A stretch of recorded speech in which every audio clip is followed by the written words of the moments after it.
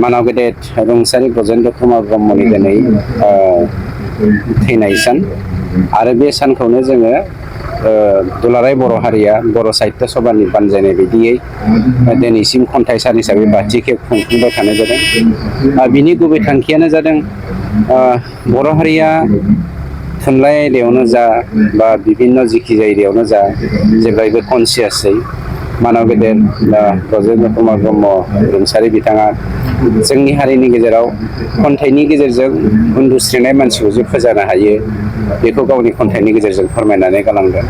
गतिके बेखौनो जोंनि गोदान फिरियाबो बुरखांनानै हारिखौ गोजौ मानदान्दायाव लांनो थाखाय बिथांमोन बायदि जेरै खन्थाइगिरि लिरगिरि आरो दैदेनगिरिफ्रा बर' हारिनि थाखाय सेक्रिफाइस खालामलांदों जोंबो उनसंनांगोन बे थांखिजोंनो बे हाबाफारिखौ लानाय जादों।